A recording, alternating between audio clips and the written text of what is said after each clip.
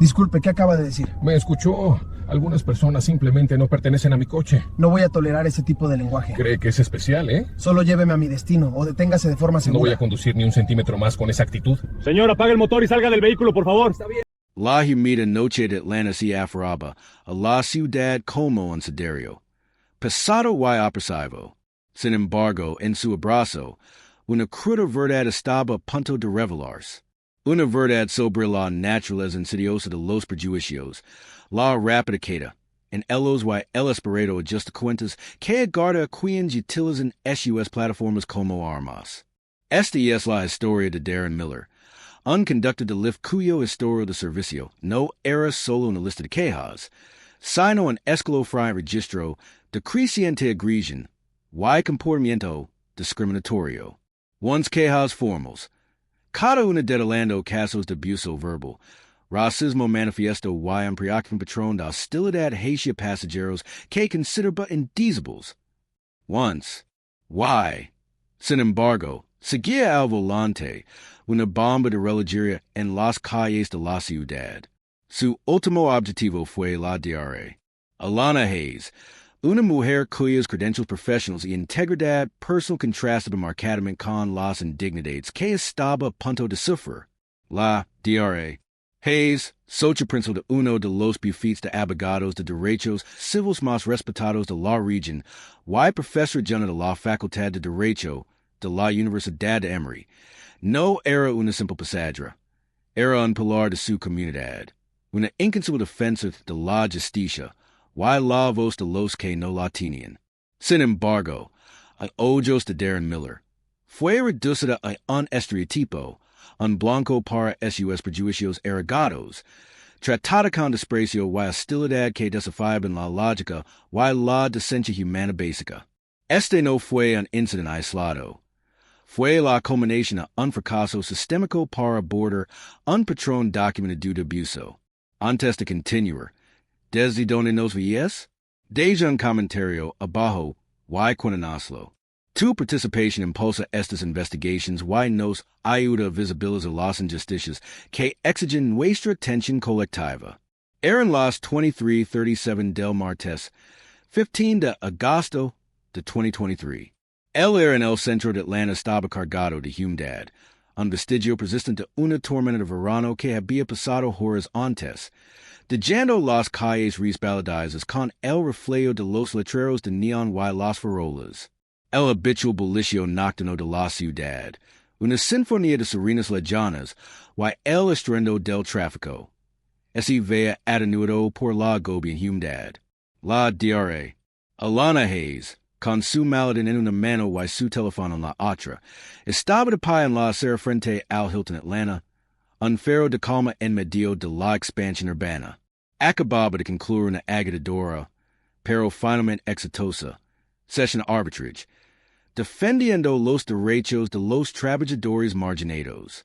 Su mente, aunque quinzada, aún estaba iluminada por el debate intelectual del día, los matices de la legislación laboral y las victorias estratégicas obtenidas. La diarrea. Hayes, a sus 42 años, encarnaba una combinación de intelecto agudo y determinación inquebrantable. Graduada de la Universidad de Yale y de la Facultad de Derecho de Harvard, había labrado una trayectoria formidable en el mundo legal. Su firma, Hayes Associates, era reconocida por su firme compromiso con el derecho constitucional y las libertades civiles, asumiendo casos que a menudo desafiaban los poderes establecidos. Había sido reconocida en múltiples ocasiones por el Georgia Bar Journal como una de las 100 mejores abogadas, y su trabajo pro bono con los elevados reconocimientos nacionales. Había publicado extensamente sobre litigios de derechos civiles. Sus artículos eran frecuentemente citados en revistas jurídicas y su voz era respetada en el diálogo continuo sobre la justicia sistémica. Se había ganado su posición, cada uno de los galardones, gracias a su dedicación incansable, su profunda inteligencia y su inquebrantable convicción en los principios de igualdad ante la ley. Era, en todos los sentidos, una mujer de gran solidez, éxito y integridad, Sin embargo, Darren Miller, El Hombre que Conduce El Toyota Camry, play to do to 2018, no vio nada de esto. Miller, de 58 años, con el seno francido y una historia de agresión documentado. Solo ve lo que sus prejuicios lo permiten ver. Su historia de servicio con Lyft era una señal de alerta, no una mancha menor. Los registros de Santos Hernos, revelados posteriormente en documentos judiciales, preservan una imagen inquietante de un conductor acusado, repetidamente de conducta hostil y discriminatoria. En febrero de 2022, un pasajero denunció a Miller por negarse a recogerlos en un barrio predominantemente negro, afirmando, no voy a esas zonas de la ciudad de noche. 4 meses después, en junio, fue citado por un altercado verbal con una pareja LGBTQ+, acusándolos de exhibiciones públicas inapropiadas, y exigiendo que salieran de su vehículo a mitad del viaje. La situación continuó en noviembre de 2022, cuando un pasajero lo denunció por conducción agresiva y por gritar obscenidades tras una pequeña corrección de ruta, lo que le causó una gran angustia. Más recientemente, en abril de 2023, fue denunciado por hacer comentarios xenófobos a un pasajero inmigrante, cuestionando su estatus legal y diciendo que regresara a su lugar de origen. Cada incidente, SI bien resuelto en suspensions temporales o advertencias, no desencadenó la acción decisiva necesaria para destituir a una persona claramente problemática de un puesto de confianza pública. El patrón era claro, innegable y trágicamente no hacía bordo. La notificación vibró en el teléfono del Dr. Hayes. Darren Miller, Toyota Camry play to do, liga en 2 minutos. Camino hacia la zona de recoge designada, pensando en los argumentos legales del día. El Camry se detuvo y ella confirmó la matrícula. Al abrir la puerta trasera del copiloto, apareció la primera señal de problemas. Miller, sin saludar, la miró por el retrovisor con una expresión entre sospecha y un desprecio apenas disimulado. ¿A dónde vas? Ladro, no una pregunta, sino una acusación. La diarrea, Hayes, momentáneamente desconcertada por la brusquedad, indicó con calma su destino, confirmando que era el que figuraba en la aplicación. Mi domicilio, como aparece en la aplicación de Lyft, Señor Miller. Yo veo, replicó con voz descarada por el destino, pero no recojo gente de aquí a estas horas de la noche. Pareces una persona problemática. Las palabras quedaron pasadas en el aire humido, un ataque inmediato y sin provocación a su reputación. La diarrea, Hayes, acostumbrada a manejar conversaciones difíciles, mantuvo la compostura. Señor Miller, soy una clienta. Tengo un viaje confirmado. Salgo de una conferencia profesional. No hay ningún problema aquí. Miller soltó una risita guttural. ¿Conferencia profesional? Sí, claro. Eso lo dice cualquiera. Sal de mi coche. No te levo. En ese momento la situación se agravó. El Dr. Hayes, reconociendo la flagrante discriminación, se negó a ceder. No me bajar de su coche. Tiene la obligación legal de prestar este servicio. Si se niega, lo denunciará en Lyft y las autoridades. El rostro de Miller se contorsionó de ira. Tomó su teléfono y marcó, con la mirada fija, en ella por el retrovisor. ¿A mi denunciaras? Yo te denunciaré primero. Acoso, negar bajar de mi vehículo. Les dire que estás ebrio y que intentas robarme. Alzo la voz, atrayendo la atención de algunos transunis nocturnos. Esta fue la llamada tendenciosa al 911, originada desde el propio teléfono de Miller. La descripción del despacho, transmitida a los agents que acudieron, divulga una narrativa falsa. Quien Lama, conducta un vehículo compartido, informa que una pasajera, una mujer negra, actúa de forma errática, se niega a salir del vehículo, posiblemente intoxicada, y amenaza al conductor. Afirma que la pasajera intenta robar el vehículo. Fue una invención total. Un intento desesperado de usar las fuerzas del orden contra un inocente, alimentado por sus propios prejuicios. La diarrea. Hayes. Mientras tanto, simplemente intentaba llegar a casa después de un largo día de trabajo legítimo y impactante. Acababa de pasar horas analizando precedentes legales, abogando por la justicia, y contribuyendo al mejoramiento de la sociedad. Ahora, estaba atrapada en un vehículo con un hombre que la veía no como un ser humano, sino como una amenaza, una caricatura. Sacó su credencial de la conferencia, ensayada a su blazer, mostrando su nombre y afiliación. Esta es mi credencial, Señor Miller. Soy la diarrea. Alana Hayes, abogada. Estaba hablando en el simposio Justicia en el siglo XXI. No tengo intención de hacer daño, en de robar su vehículo. Solo quiero ir a casa. Miller lo descartó con un gesto de la mano. Cualquiera puede fingir eso. Y es solo una fachada. No soy tonto. Fuera. Debería exigirse a los agents, o en este caso, a un conductor que presta un servicio público, verificar las credentials o la veracidad de una situación antes de hacer acusaciones graves o tomar medidas punitivas? ¿O debería batar la palabra de una persona, especialmente cuando se alinea con sus prejuicios, para justificar el acoso y la denegación de servicio? La confrontación continuó a toda velocidad, con una lluvia de acusaciones infundadas por parte de Miller y la defensa tranquila, pero firme, de sus derechos por parte de la diarrea. Hayes, los transunis comenzaron a disminuir la velocidad, atraídos por la escena que se intensificaba. Un guardia de seguridad del Hilton, alertado por la conmoción, comenzó a caminar hacia el auto.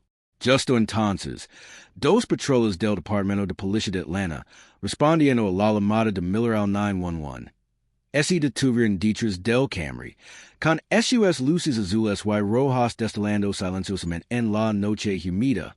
Los oficiales Ramírez y Chin se acercaron al vehículo. Sus cámaras corporales se activaron de inmediato.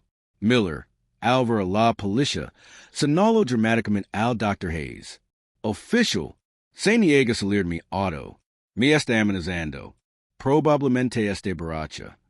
El oficial Ramírez, un veterano experimentado, se dirigió primero a Miller con calma y luego se volvió hacia el Dr. Hayes. Señora, ¿puede explicarme qué está pasando? La diarrea. Hayes, con la serenidad que le otorgan sus años, en el tribunal, comenzó a explicar, mostrando su credencial de conferencia y detallando la agresión no provocada, y el lenguaje discriminatorio de Miller. Mientras hablaba, la agente revisó la aplicación Lyft activa de Miller, anotando el viaje informado y el destino. Los agents revisaron entonces parte de la llamada de Miller al 911, reconociendo las discrepancias entre su informe frenético y la calma de la diarrea. Hayes, en cuestión de minutos, los agents reconocieron la mala intención de la llamada de Miller. Llamaron inmediatamente a un supervisor. El sargento David Reynolds legó en 5 minutos, contrastando marcadamente con la agitación de Miller. Evaluó rápidamente la situación, hablando por separado con ambas partes y revisando las grabaciones de las cámaras corporales de los oficiales Ramírez y Chun. Las grabaciones eran contundentes. Capturaban los comentarios prejuiciosos iniciales de Miller, su negativa a prestar el servicio, sus acusaciones infundadas y su desestimación rotunda de la identificación profesional del Dr. Hayes. El sargento Reynolds, sin dudarlo, intervino con decisión. Ordenó a Miller que se alejara de su vehículo, con tono firme y autoritario. Señor Miller, queda arrestado por acoso, detención ilegal y presentación de una denuncia policial falsa. Las esposas hicieron un chasquido, un sonido metálico y estridente en la silenciosa noche. El sargento Reynolds aseguró entonces el vehículo de Miller, Impidiendo el acceso a sus pertinentes personas hasta que se cumplan los procedimientos de incautación correspondientes. La placa y el arma de la justicia habían legado, y estaban firmes del lado de la víctima. La resolución fue inmediata y inequívoca. Darren Miller fue detenido, acusado de detención ilegal, delito grave, acoso, delito menor, y de presentar una denuncia falsa a las autoridades. El Departamento de Policía de Atlanta ofreció a la DRA, Alana Hayes, conmocionada pero Elisa, lavar la casa, oferta que aceptó con gratitud. El incidente, captado vividamente por la cámara corporal de la policía y parcialmente por el teléfono celular de un transeúnte, estaba lejos de terminar. Era solo el comienzo de su vida pública. Deberían las personas que incurren en una discriminación tan flagrante al prestar un servicio público, especialmente cuando implica acusaciones falsas y el uso de las fuerzas del orden como arma, enfrentarse a la destitución automática y permanente de supervisión, o debería existir un proceso más indulgente que permita la rehabilitación, incluso cuando exista un claro patrón de milicia. En cuestión de horas, las imágenes de un transeúnte que mostraban la agresiva diatriba de Miller y su posterior arresto se hicieron virales.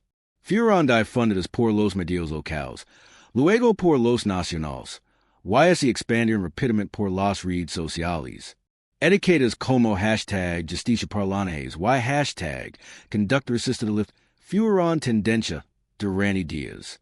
Las imágenes de la cámara corporal, publicadas por el Departamento de Policía de Atlanta en 24 horas gracias a la enorme presión pública y a la rápida actuación del equipo legal del Dr. Hayes, acumularon más de 15 millones de visualizaciones tan solo en las primeras 48 horas. La indignación pública era palpable, un grito colectivo contra la intolerancia que impregna la vida cotidiana. Lyft, ante una crisis de relaciones públicas sin precedentes, emitió de inmediato un comunicado condenando las acciones de Miller, reiterando su política de tolerancia cero ante la discriminación y anunciando su desactivación permanente de la plataforma. Sin embargo, el comunicado fue recibido con escepticismo. Dado el extenso historial de quejas de Miller, la DRA, Hayes, negándose de dejar que el incidente para al olvido, emprendió acciones legales contundentes. En menos de una semana, presentó una demanda civil contra Darren Miller y Lyft.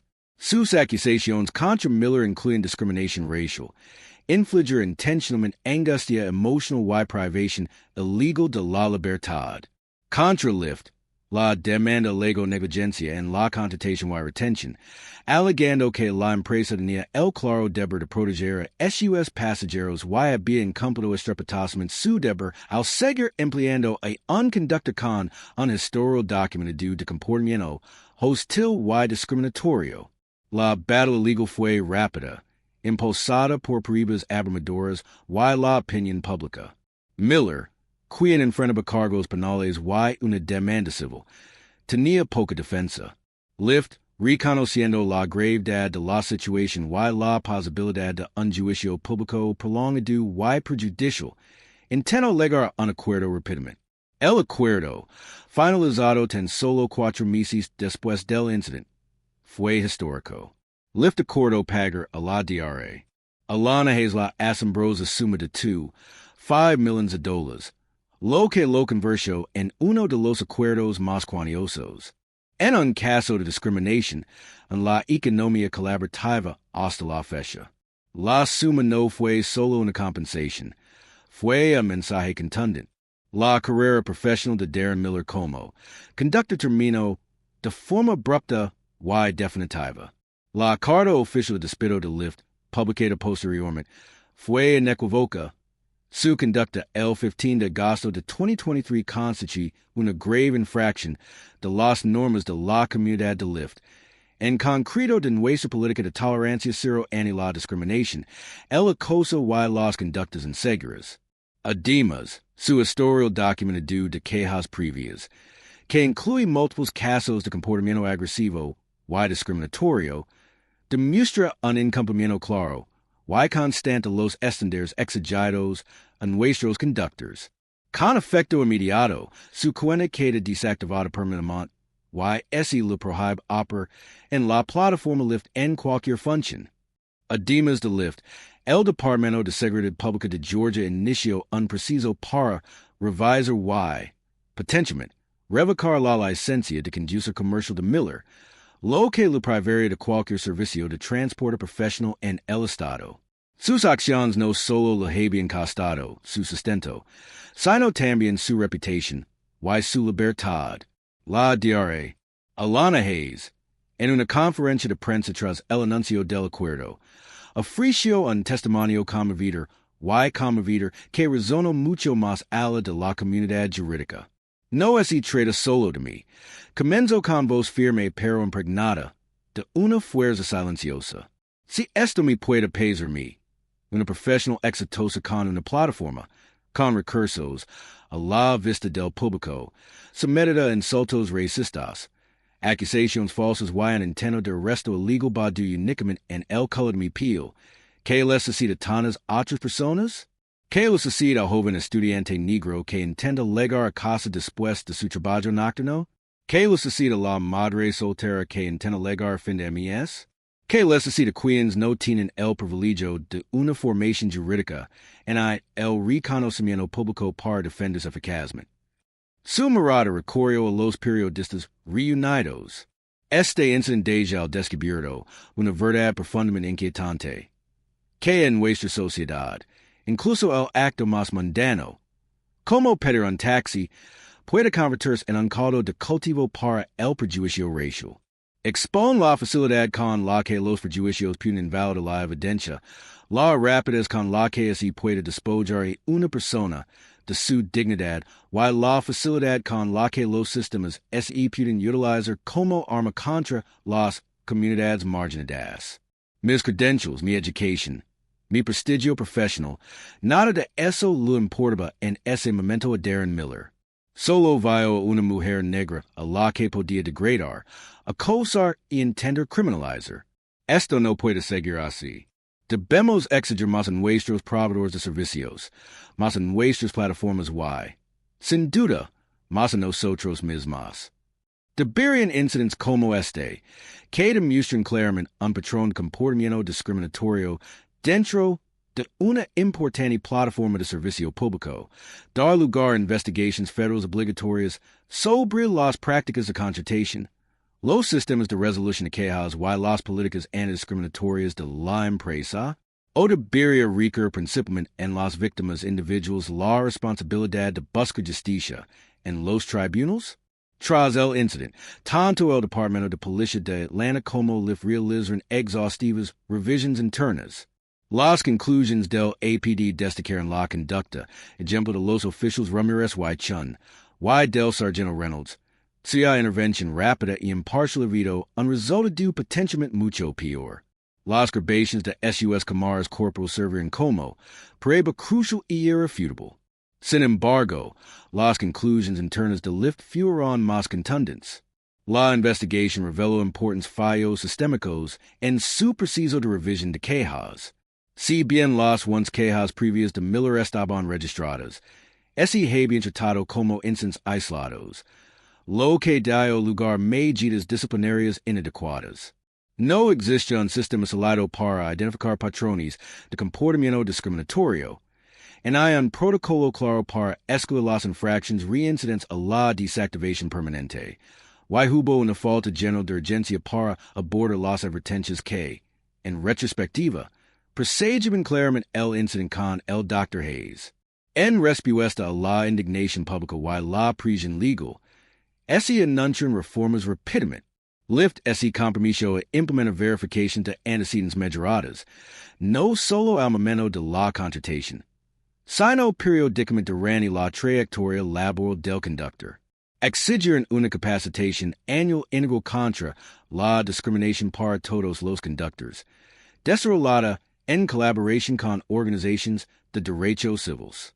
Fundamentalmente, revisaron su sistema de resolución de quejas para incluir una junta de revisión de discriminación, especializada con supervisión independiente, permitiendo respuestas más rápidas y transparentes a las quejas y una postura más agresiva contra los reincidentes. La ciudad de Atlanta también anunció iniciativas como una campaña de concienciación pública contra la discriminación en los servicios públicos y una revisión de las ordenanzas locales contra la discriminación para fortalecer la protección de los residentes. Esta historia de Darren Miller, y la DRA. Alana Hayes es más que un simple incidente aislado de prejuicio individual. Serve como una clara y innegable denuncia de un fallo sistémico más amplio, un ejemplo flagrante de cómo el sesgo descontrolado puede proliferar en plataformas aparentemente innocuas, poniendo en peligro al público al que se supone que sirven. La evidencia del prejuicio de Miller era fácilmente accesible, documentada y repetidamente ignorada. Su sesgo personal al no abordarse ese impuso a todas las expectativas profesionales, todas las directrices éticas y, en última instancia, a toda prueba de la legítima presencia y el propósito de la DRA. Hayes, las consecuencias para Miller fueron graves. Cargos penales, una sentencia civil, la pérdida de su sustento y la condena pública. Para Lyft, el costo fue millions en acuerdos y un duro golpe a la confianza pública, obligándolos a afrontar sus propias deficiencias institucionales. Para la DRA, Hayes fue una experiencia desgarradora, pero la transformó con violencia en un catalizador del cambio, asegurándose de que su sufrimiento no fuera en vano. Pero, ¿qué cambia ahora? Basta un acuerdo multimilenario y una política corporativa revisada para desmantelar los prejuicios generalizados que siguen plagando en nuestra sociedad, especialmente en la economía informal en rápida expansión? ¿O estas reformas sirven simplemente como vendajes temporales para una herida que requiere una sanación mucho más profunda? Creemos que la verdadera rendición de cuentas exige más. Exige un estándar universal. Deberían todas las principales plataformas de la economía colaborativa someterse a una auditoría anual, obligatoria y independiente, que garantice la imparcialidad, cuyos resultados se publican y son aplicados por los organismos reguladores federales? Comparte su opinión en los comentarios. Esta lucha por la justicia, la dignidad y un mundo donde los prejuicios no dictan nuestras experiencias esta lejos de terminar. No detendremos nuestras investigaciones y dejaremos de contar estas.